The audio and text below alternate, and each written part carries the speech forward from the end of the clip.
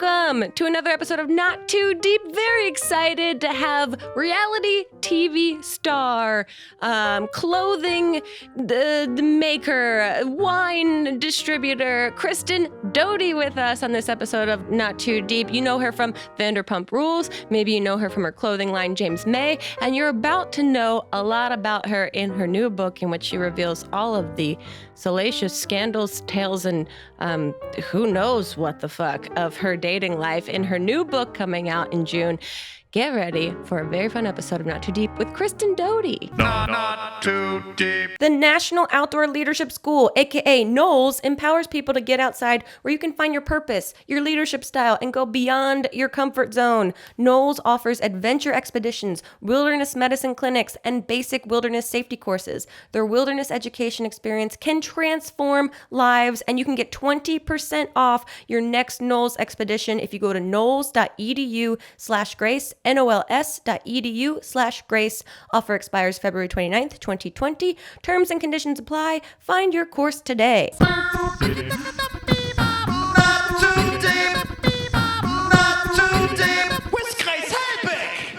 I'm so excited that you're here. I'm so excited that I'm here. Finally. I have a billion questions. One, we've had Stassi on before, and I am the self-proclaimed Bravo freak.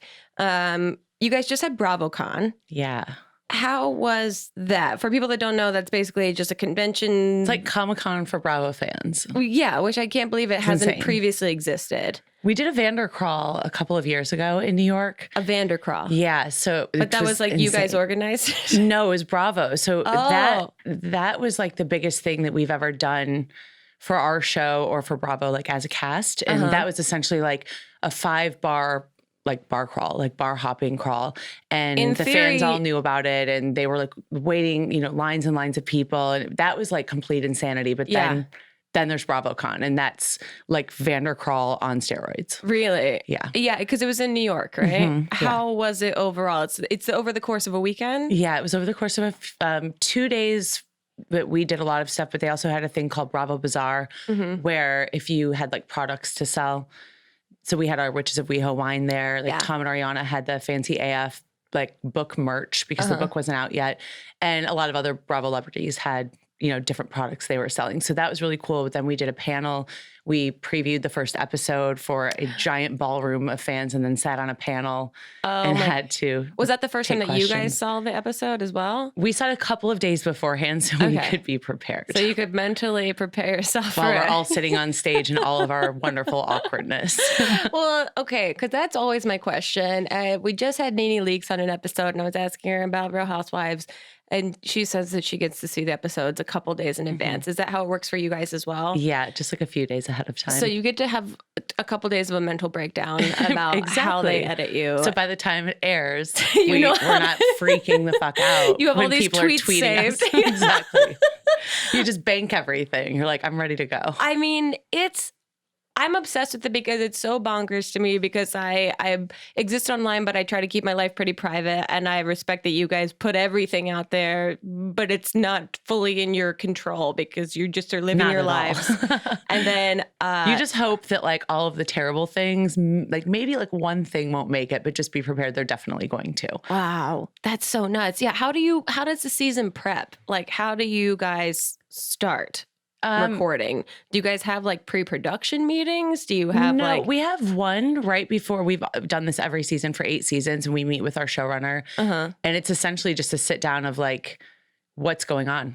Like, tell me about your life. What's been happening since so you have a therapy the last session time. with a showrunner. Yeah, pretty much. Which feels like you're but rolling it's not the like dice. therapy for us because exactly. You're like, do I say everything? But if I leave something out and someone else says it, then it's going to come out. At the end of the day, everything will always come out, especially on Vanderpump Rules. So you might as well just speak your piece while you have the moment to do so. Wow. Okay. Talk me through the beginning of you coming to LA, you working at SUR, and you getting on this reality show. Yeah. I mean, you're 8 seasons in. So I worked at SUR for like, I want to say 3 or 4 years before Vanderpump Rules. Okay. So Housewives of Beverly Hills started about a year before we did. And Lisa, she kind of pitched this show idea because at the time, it was mostly because of like Katie Stassi and I dating Tom and Jax.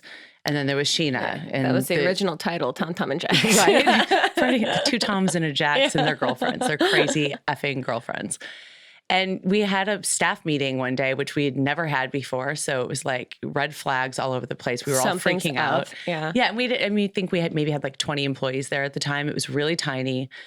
And we were given a number, and this was everyone that worked there. Like if everyone had to come to the meeting, but it was essentially a casting process. So we sat down at the round table with Lisa, and she was like, who are you dating? Who are you best friends with? Who do you hate?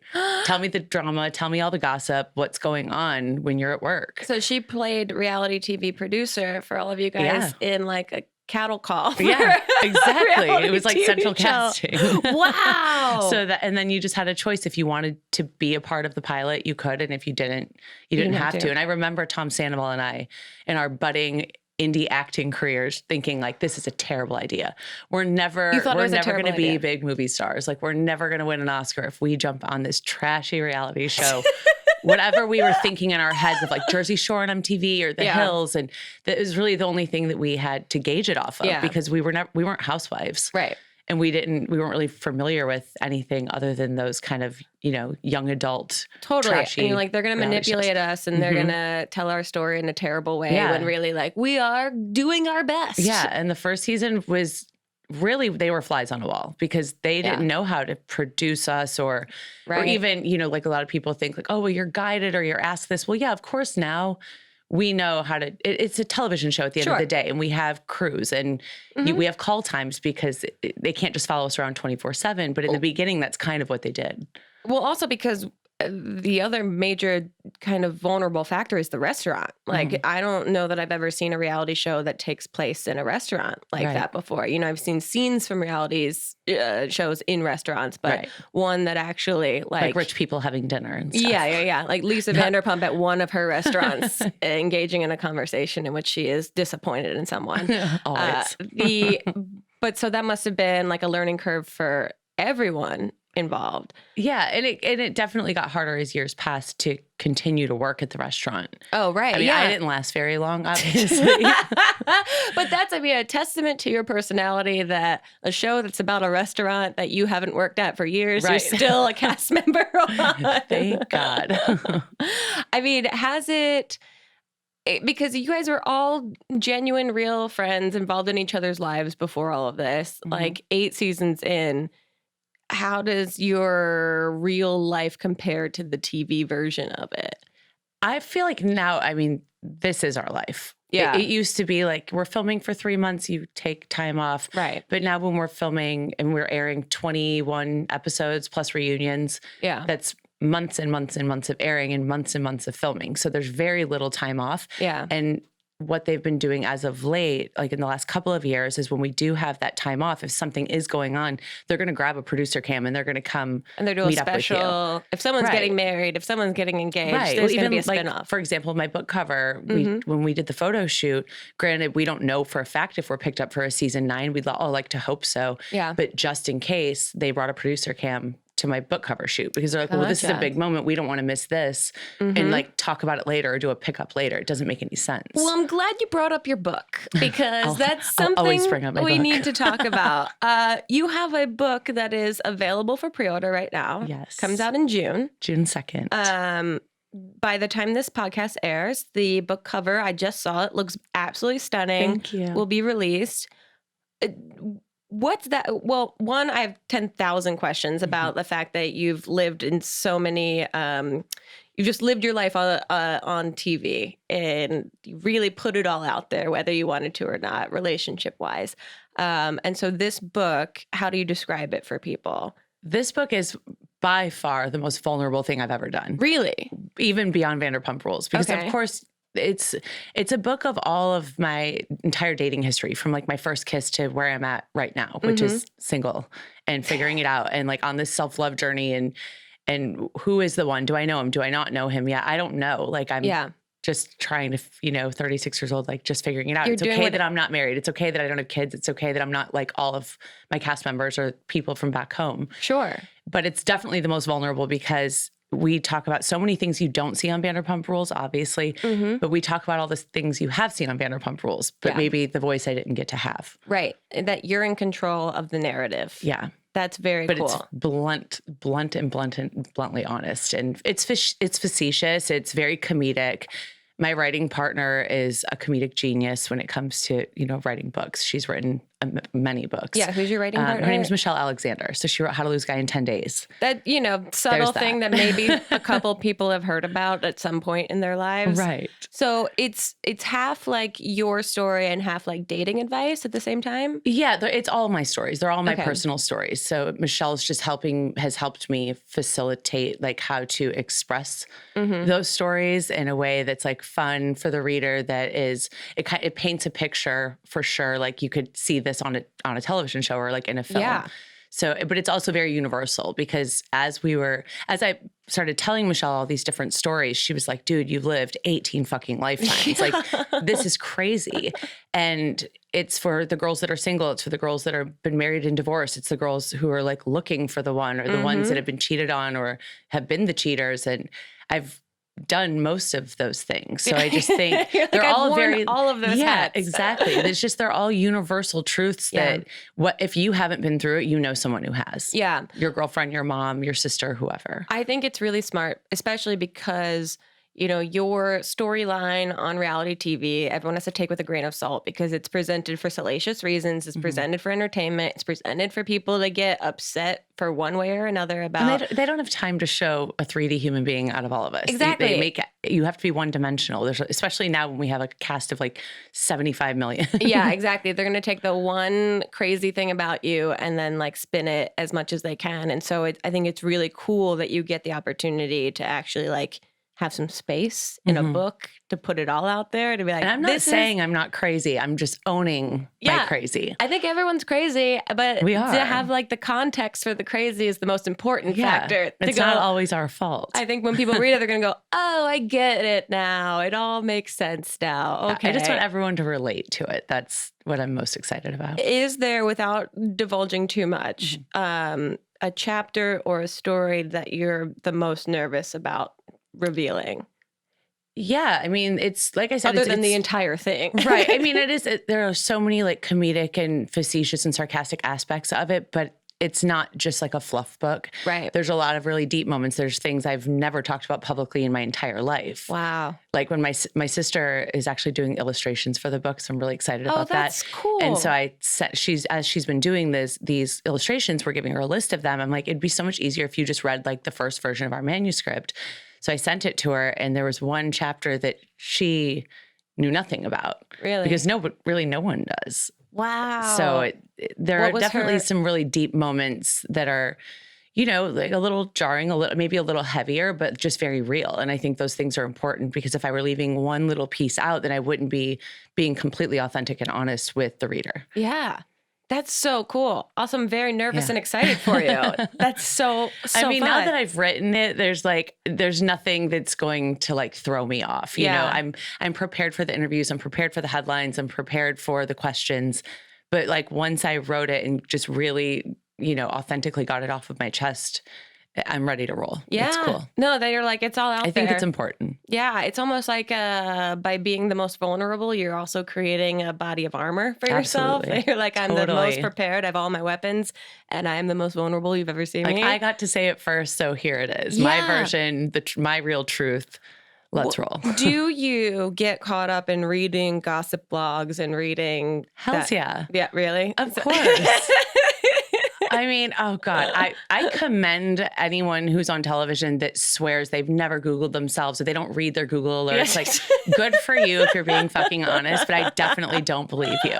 I don't take it as harshly as I used to anymore because I can handle the trolls now. I'm more defensive over people insulting my friends than I am insulting me because I'm like, your sad life behind your laptop, in middle America. It's just... It's fine, but I still read about it. Oh, of course. I mean, there's a sense of curiosity. It's also like the people that hate so hard care enough to hate so Yeah. hard. So there's like a deeper level of like, Yeah. if you really didn't care about me, you couldn't have the capacity to hate me this much. Right, exactly. And I mean, I think the things that, it's not even the trolls that bother me, it's the quote unquote journalists on from certain tabloids or like .coms Yeah. that don't want to really tell a story. They just kind of want to take what their opinion is without fact behind it and then write this like supposedly like factual article. Sure. That other people on the internet, just random fans or viewers, will read this and think that this is fact because it's coming from, you know, a journalist. Yeah. So supposedly. And I've had a few of those lately. Like someone wrote an article saying, I had tweeted out, someone asked me about my ghostwriter. And I said, I actually don't have a ghostwriter. I have a co-author. Her name's on the cover. Yeah. We're 50-50 partners. We've written this entire book together. Not a ghost, an actual human. Yeah, absolutely. Exactly. She's not anonymous. And then there was a .com like sort of tabloid that said someone should explain to Kristen Doute what a ghostwriter is, because obviously Michelle has written this book for me and I'm just taking the credit for it. And I'm like, okay, well, someone tell your wannabe journalist what a ghostwriter is, because a ghostwriter is someone who's anonymous. So it's things like that when they affect like my businesses, things that I've worked so hard for, my book, my clothing line, all of that stuff. That's what gets to me. Yeah. But like, call me crazy because you saw something on TV. I get it. Yeah. I looked like an insane person. I'm a psychopath. I get it. I own that. Absolutely. But when you take down the things that I am professional about, that's petty, and that's, you know, do your research. Exactly. Okay, I want to get into all of the businesses that you have going on, but we're going to take a break in a second. I just want to know, did you have a person that you were most excited to meet at BravoCon? There were a lot of people I was really excited I mean, I'm obsessed with all Real Housewives. So being in the green room before the big Watch What Happens Live was one of the most surreal moments of my life. Like I don't watch all of the Housewives shows, but I know who everyone is. And when you're just standing in this like back ballroom sort of area and you see every single famous Bravo celebrity you've ever looked at before, during, and, you know, Vanderpump Rules, I'm just like, what the hell is going on? And they know who you are. Like, you know, oh my God. Just, yeah, it was pretty surreal. Have you had one in doing like Watch What Happens Live or any of that, like that you couldn't believe that you sat down next to? Like if I met Ramona in real life, I think I would lose my goddamn mind. I think it'd be like blink for me in person and then I'll lose my mind. Vanessa Bayer and Bobby Moynihan. And I got to do it twice with Vanessa Bayer. And I was like, you know who I am? That's insane. Like, you watch my show? Like, this is crazy. That's so fun. Okay, we're going to take a quick break. When we get back, I want to talk about all these side businesses, all these side hustles. We'll be right back with more Not Too Deep. Not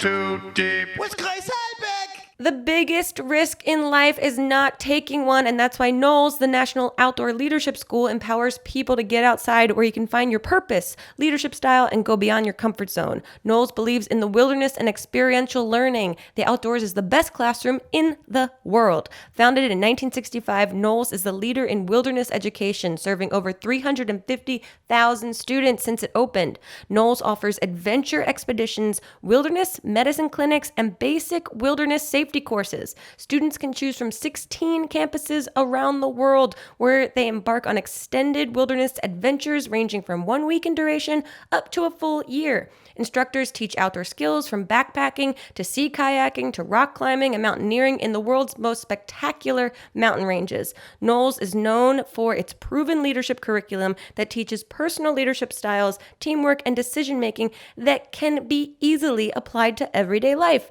Their wilderness education experience can transform lives. To get started, take advantage of 20% off your next Knowles expedition. Go to Knowles, knols.edu/grace. That's knowles.edu/grace. Offer expires February 29th, 2020. Terms and conditions apply. Find your course today. Not too deep. Would you buy a t-shirt for $50 if you knew it only cost $7 to make? I would not. And with Everlane, you never overpay for quality clothes. Everlane only makes premium essentials using the finest materials without traditional markups. They want you to know what you're paying for and why. So they tell you their real costs and are radically transparent about every step in their process, from the materials they use to the ethical factories they work work with. No matter your style or preference, Everlane's clothes look better, they cost less, and they last longer because Everlane sells directly to you. Their prices are 30 to 50% lower than traditional retailers. Essentials like their Cotton Crew t-shirt are exactly what they should be. Versatile, simple, stylish, and made from quality materials. And right now you can check out our personalized collection over at everlane.com/grace. Plus, you'll get free shipping on your first order. That's everlane.com/grace. everlane.com/grace. All right, let's talk about James Mae. Let's talk about the wine. This must be bonkers to you that like suddenly you're an entrepreneur, you have 10,000 businesses as a side hustle. It's crazy, but this is why I did reality television. I mean, Yeah. I didn't do it for my health. Yeah, no one does it for my mental mental well-being. I couldn't afford therapy, so I got cast in a reality television show. No, it's for the platform. It's I did Vanderpump Rules to like have these businesses, have these opportunities, have these platforms, and then to afford to be able to do things for other people too. So what's the t-shirt company? James Mae, that is like my baby from the ground up. How did this start? I tried to start it years ago. Mm-hmm. I had no idea what I was doing. But I just knew that that's what I wanted. I'm like, it's what I wear. It's my uniform. Yeah. And I thought I had a lot of really great ideas. I didn't know a lot about graphic design or business for that matter. Yeah. So it kind of took a little bit of a plunge, but it was the best learning curve. And I needed that to grow. And so then a few years later, actually last June was when we relaunched James Mae. My business partner, Megan, and I, she's been in the fashion industry for like 6-7 years.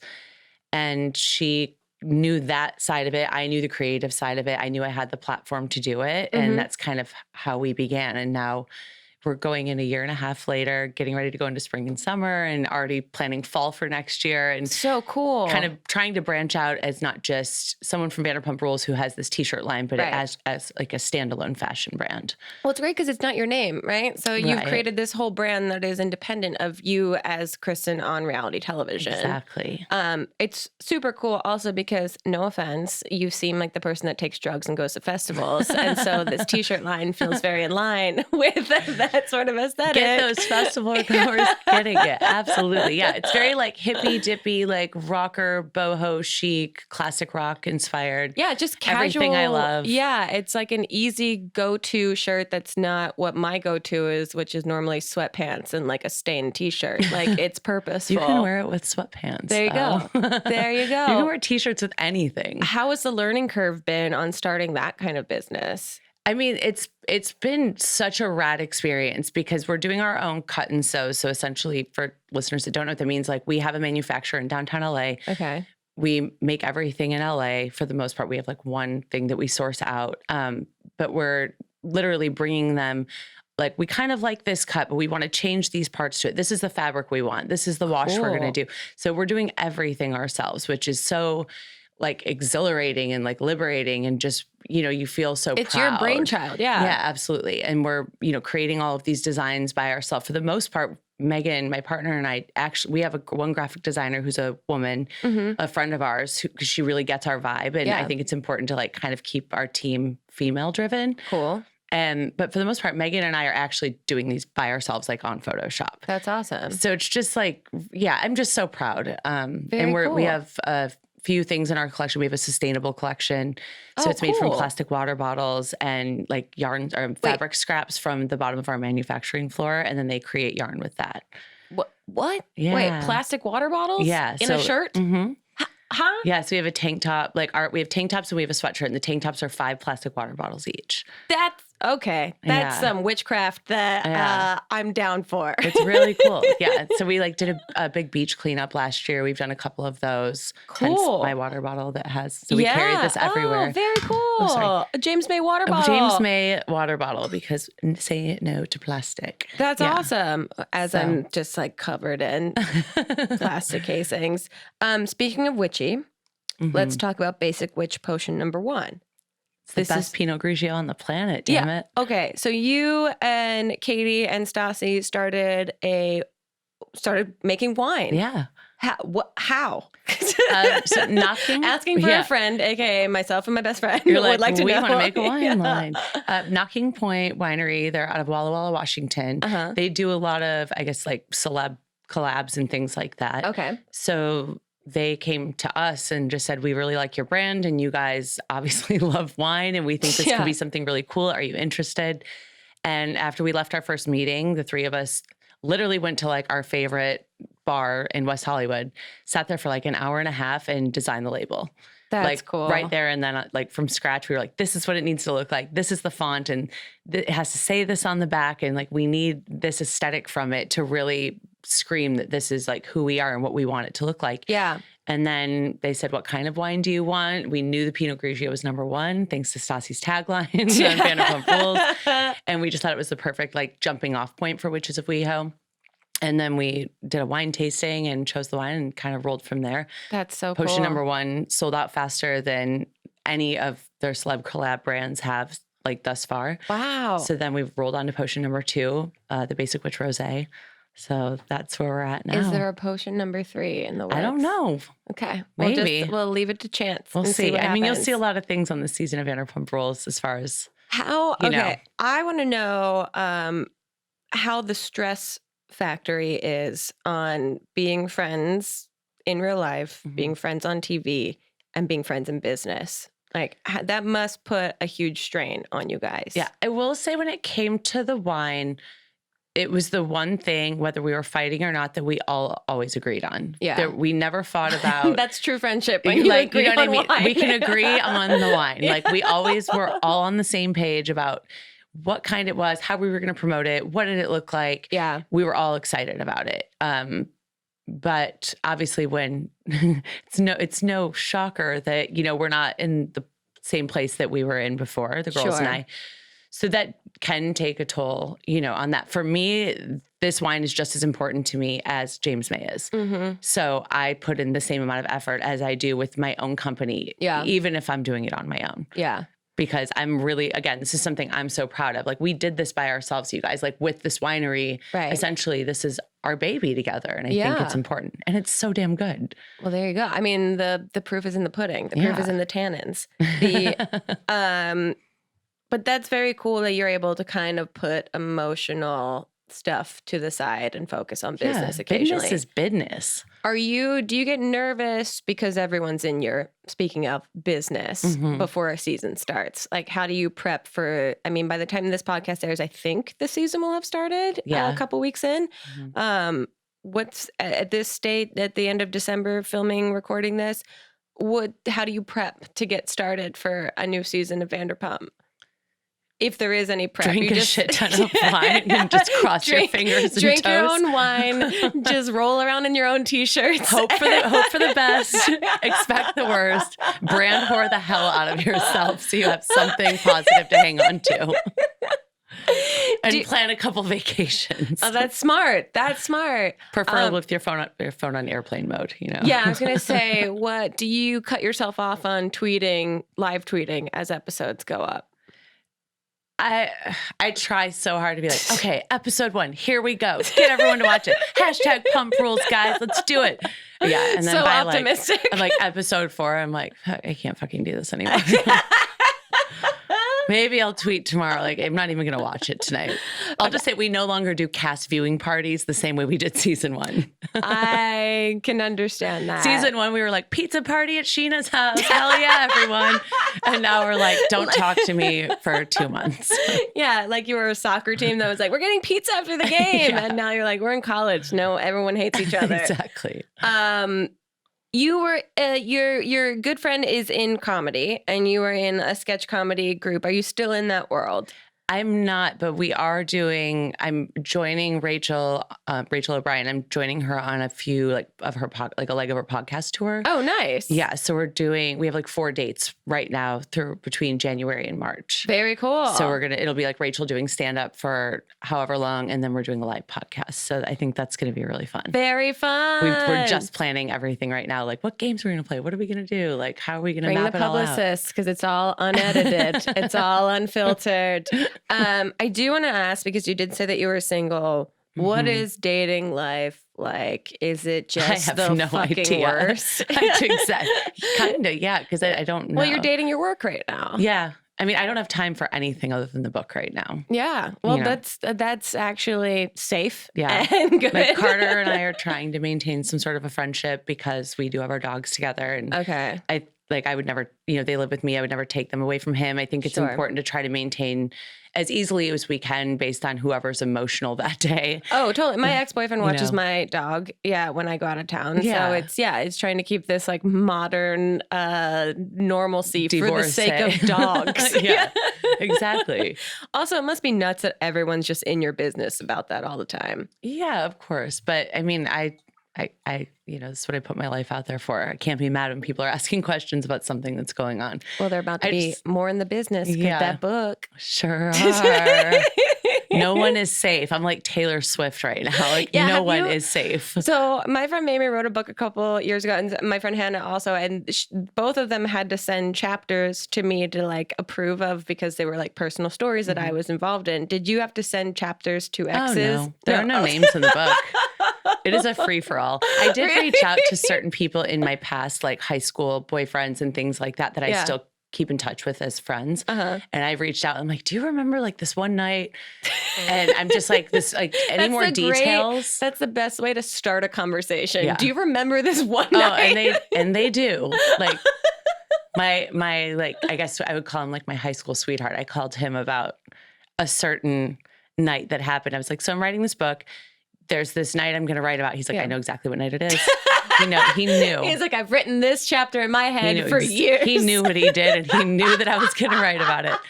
But it's like when it's that far back in their past, they're like almost excited about it. Yeah. And I'm like, I mean, if I were any of these guys in my book, I would not be like bragging.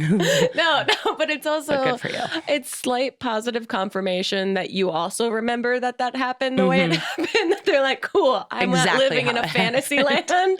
Yeah. All right, cool. We remember this. I mean, also, yeah, what a weird humble brag to be like, I'm, John Doe number 2 in Yeah. Kristen's book. I made her fucking crazy.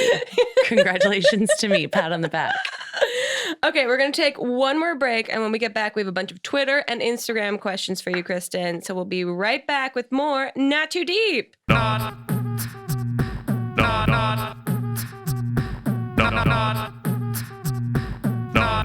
too deep. With Grace Helbig.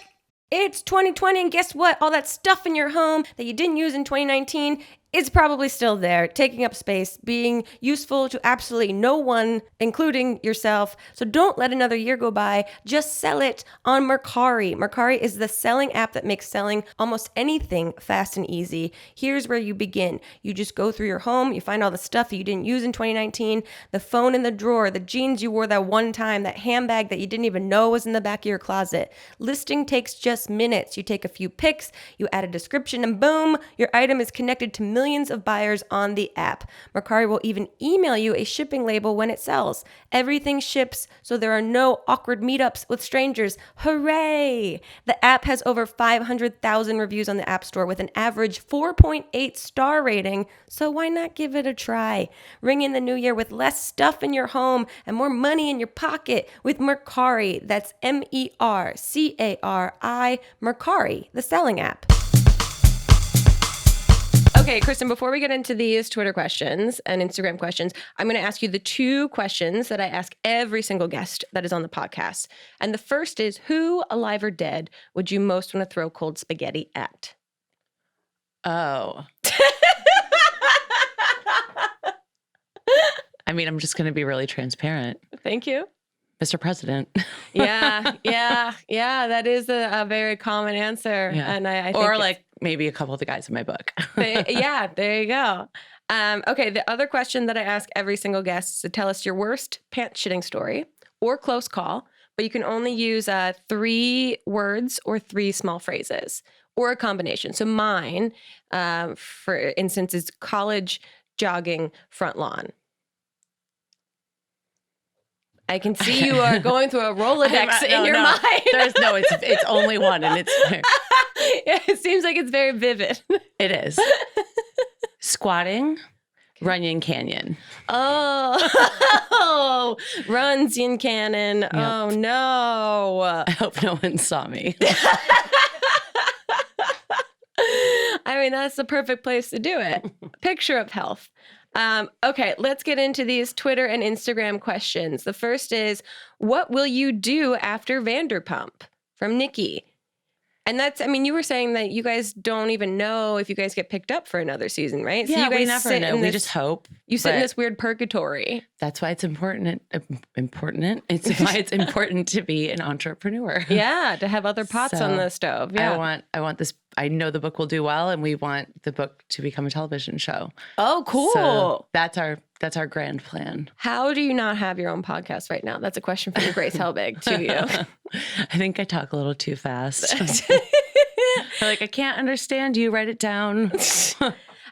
Katie wants to ask about Brittany's Mima's beard cheese. Oh my God, it is the tits. It is so good. I tried recreating it for Brittany one time. It was actually, I think it was on the show. It was like a few years ago when we had her like fuck Jack's party. Yeah.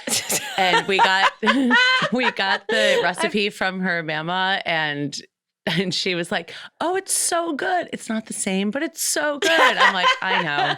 And at Jackson Brittany's wedding, they had made it in batches, and we each had like a little tub of it in our hotel or in our castle room. So they got married in a castle in Kentucky somewhere. I just ate it with a spoon all weekend long. I mean, it sounds, if my gastrointestinal system didn't explode at the thought of cheese, I would love it.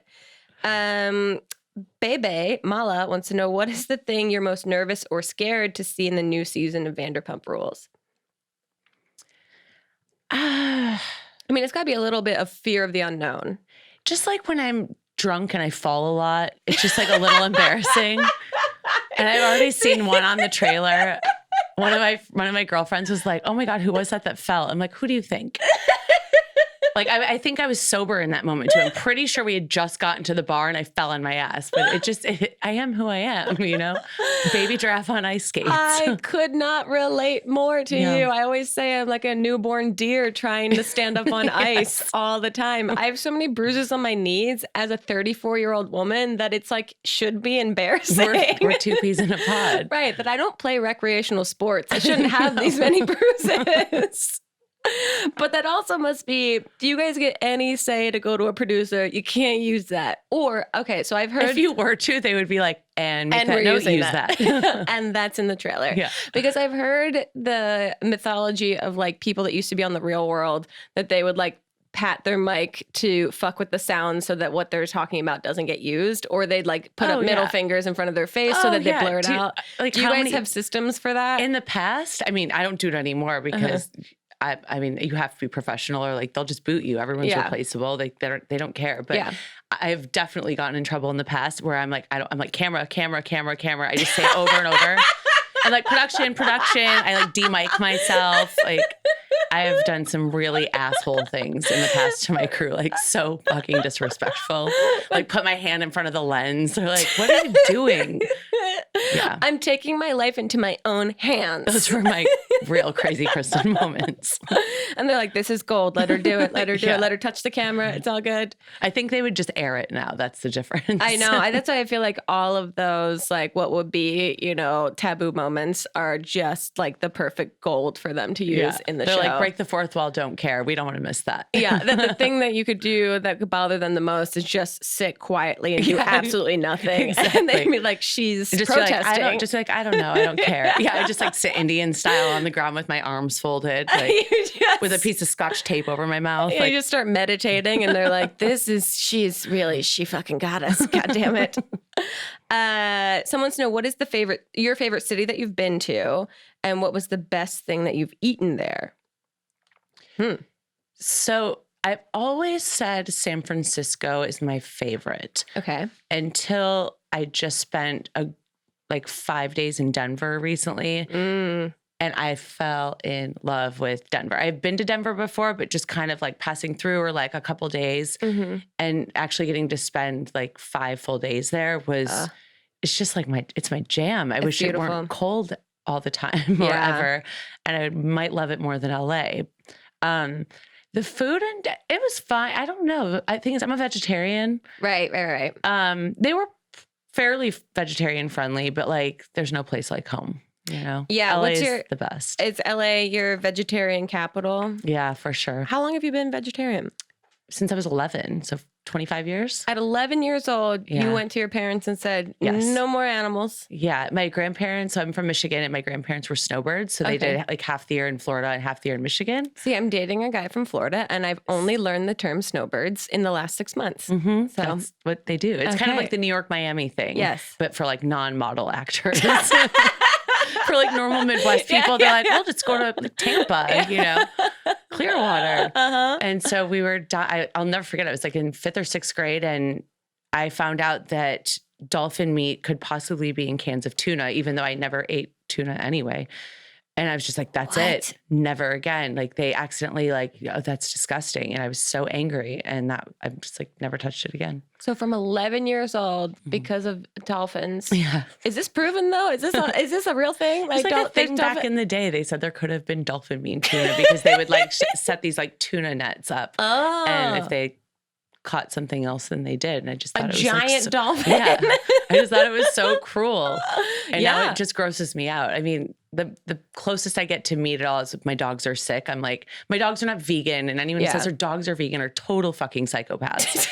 But like I've had to boil chicken for an upset stomach, but I just wear like the dishwashing gloves. No, that's my friend Mamrie does the same thing. She's vegetarian, she's been vegan, and when her dog has an upset stomach, she literally makes her chicken. Yeah. And I'm like, all right. I try to just go to Gelson's to like the salad bar where it's like already cooked and cubed and cold. But if I don't, then you know. But that's bonkers. Since 11 years old. Mm-hmm. Wow. I just don't know any differently, you know? Yeah, no, at this point, it's like you're not missing out, especially because there's so many advancements in like the plant-based meat. Plant-based, yeah. Yeah, that like Beyond Meat is Impossible Burger. It's in every like fast food restaurant now. So it's taking over. Someone wants to know if you could do anything in the world for a career, if Vanderpump Rules didn't happen, what would you do? Make my book into a television show and produce and cast it. So I've had dreams about casting it before. It's like really trippy. Yeah. Who would you get to play you? I don't know. I mean, obviously, if you weren't playing you. Yeah, I would never play me. It would be so much more fun. I don't know. Because I think it would, because of it evolves over so many different ages. Yeah. So I would have to like find like the one that's like the late 20s, early 30s Kristen, and then start casting based off of whoever that is. Oh, yeah. And I feel like it'd be like an up and comer though, you know? Someone that's not a name. Mm-hmm. Give someone an opportunity. Yeah. The way Bravo Make her gave famous you. on Netflix. Exactly. The way Bravo gave me that opportunity. Okay. On Twitter, Marco wants to know, which other reality show would you like to host? Or I'm going to expand this. Okay. Which other reality show would you want to be on? I would want to be on Southern Charm. Really? Yeah. Oh, yeah. They have the best time ever. They have the best time. And they don't have to like be broke waiters and waitresses. But they're essentially us, but like rich Southern people. And I'm friends with a lot of them. Oh, yeah. And they I just have think silver spoons. It's like the most fun show ever. Yeah. Have you guys, you guys must create like a Bravo family, like camaraderie with each other. Absolutely. And even some of like Bachelor Nation too. Like I'm not like the Sheena of going out with all of these guys. But Sheena had a roster for like a hot minute for sure. I get it. I mean, but it's nice to be friends with people that are on reality TV because no one understands what we do. Oh, yeah. Except for us. It's and the you can just be so thing. transparent about complaining or being excited about things or telling secrets to each other because no one's going to tell. Yeah. Because it's against your contracts. Yeah, exactly. Kings of Spade wants to know, are you living your life to the fullest? That's a hard hells, yeah. Yeah. Absolutely. Why not? I feel like 2020 is a big year for you. It's going to be a big year. I'm excited. Maybe not January, though. I heard that there's like a lunar eclipse in January that's going to like really fuck with everyone's emotions. Oh, yeah. You're very witchy. Yeah. So today is 12/12. It's a full moon. Okay. And if you believe in any of this. Yeah, I do. So 2019. I do tarot. I do all of it. So tell me everything that's happening. 2019. The numerology is 12. Okay. So essentially it's 12/12/12 today. And it's the last full moon of the decade. Today? Uh-huh. Oh, tonight. right. So what does that mean? Yeah, that's what I asked. It's okay for So I everyone to be asked- crazy? Yeah, I text one of my girlfriends who's sort of like a love and business like mentor of mine, like very metaphysical and like spiritual. And I was like, Sarah, what does this mean? What do I need to do? And she goes, breathe. Calm the fuck down. Just breathe. And she was like, enjoy, because it's supposed to be a very positive full moon. But she was like, come January, this lunar eclipse is going to happen and everyone's going to be emotional as fuck. And it's going to throw you. It's going to be like your love and like personal relationships versus your work. And it's all this crazy shit's going to happen. So just prepare for it. Just be aware that it's like, you know, when Mercury is in retrograde and you're like, fuck. Yeah. But it's like, if you know it's about to happen, you just kind of can roll with it a little bit easier. Yeah. So it's like doomsday prepping. Yeah. Okay. Cool. Very cool. Very excited about January 2020. Feeling January. very content about it. Feeling very secure. But right after January is February and we're all going to be okay. So there's that. There we go. Okay. Last question from Brune T. BB. Where's the strangest place that you have cried? Other than the Sir bathroom or the parking lot or anywhere at Sir ever. I'm like, where have I not cried? I've cried in a lot of places, guys. I cried hiking in the Pacific Palisades or Will Rogers. I cried because there's like this bridge that I didn't know about, this little tiny like suspension bridge, and I had a full-fledged meltdown. I've cried on a kayak. My first time kayaking because I don't like fish. And I had another, that was a full-fledged meltdown. I made my friend turn around and take me back to shore. I feel like your second book should be called Full-Fledged Meltdown. Yeah, lots of those. Okay, one more last question.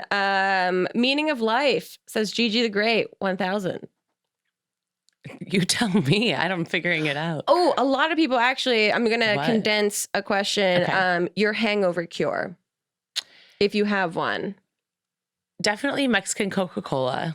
Okay. Is a dream. Mm-hmm. A shit ton of water. Okay. But I'm like the opposite of the fast food person. I do cucumbers and watermelon. Wow. So you go light. Well, it's just like hydrate. Okay.